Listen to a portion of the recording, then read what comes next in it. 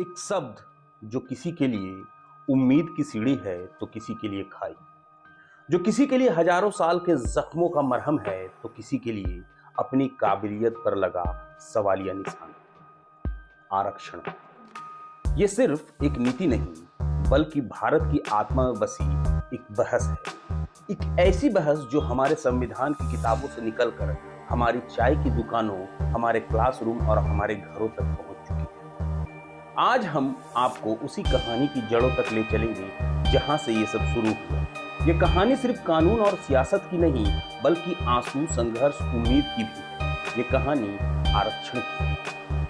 कहानी शुरू होती है आजादी से बहुत पहले 19वीं सदी की धूल भरी गलियों से, जब एक आवाज ने सदियों की चुप्पी को तोड़ा। वो आवाज थी समाज सुधारक ज्योतिबा फूले, जिन्होंने पहली बार कहा कि जिन्हें समाज के सबसे निचले पायदान पर रखा गया है, उन्हें ऊपर उठाने के लिए विशेष सहारे की जरूरत है। लेकिन इस सोच को जमीन पर उतारा एक ऐसे राजा ने जो लीक से हटकर था, कोल्हापुर के छत्रपति साहू महाराज। तारीख थी 26 जुलाई 1902, जब उनकी कलम से एक ऐसा फरमान निकला जिसने इतिहास की धारा मोड़ दी। अपने रियासत की नौकरियों में पिछड़ी जातियों के लिए 50% का आरक्षण। यह भारत के इतिहास में आरक्षण की पहली चिंगारी थी।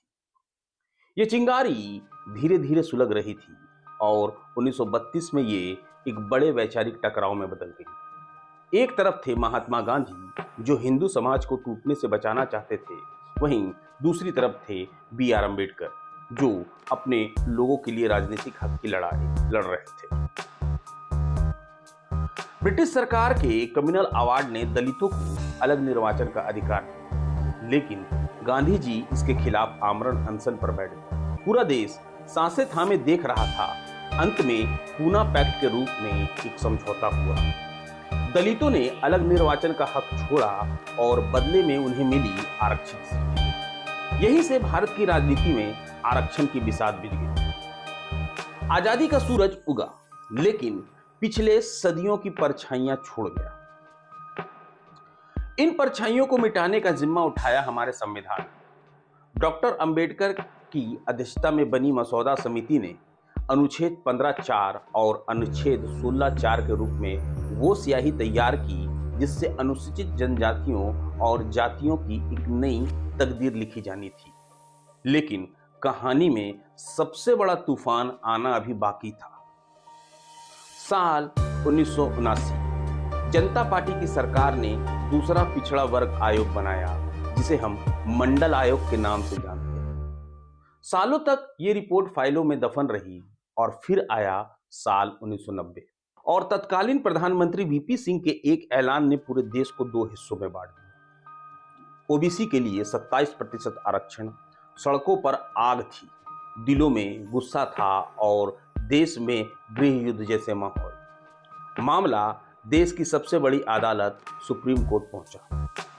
1992 में इंदिरा साहनी केस में सुप्रीम कोर्ट ने एक लक्ष्मण रेखा खींची। 27% आरक्षण को हरी झंडी दी, लेकिन दो शर्तों के साथ। आरक्षण की कुल सीमा 50% से ज्यादा नहीं होगी और पिछड़ी जातियों के संपन्न तबके यानी क्रीमी लेयर को इसका लाभ नहीं मिलेगा।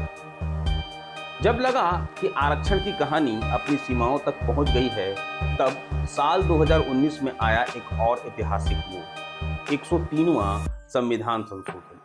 इस बार आरक्षण का आधार जाति या सामाजिक पिछड़ापन नहीं, बल्कि सिर्फ और सिर्फ आपकी आर्थिक स्थिति थी। सामान्य वर्ग के गरीबों के लिए 10% EWS आरक्षण। इसने आरक्षण की पूरी बहस को ही एक नया आयाम दे दिया। तो ये था आरक्षण का सफर, लेकिन सबसे बड़ा सवाल आज भी वहीं खड़ा है। कल्पना कीजिए एक दौड़ की, जहां कुछ धावक सदियों से जंजीरों में जकड़े थे। आरक्षण वो कोशिश थी जिससे उन्हें थोड़ा आगे से दौड़ने का मौका मिला, ताकि दौड़ बराबरी की हो सके। लेकिन क्या आजादी के 75 साल बाद ये जंजीरें टूट चुकी हैं? क्या अब सबको बराबरी का स्टार्टिंग पॉइंट मिल गया है, या ये जंजीरें आज भी अदृश्य रूप में मौजूद हैं? आरक्षण एक जवाब है या अपने आप में अंतहीन सवाल? इसका फैसला इतिहास नहीं, हम और आप करेंगे। रन डाउन लाइव में फिलहाल इतना ही। मुझे दीजिए इजाजत, फिर मिलेंगे।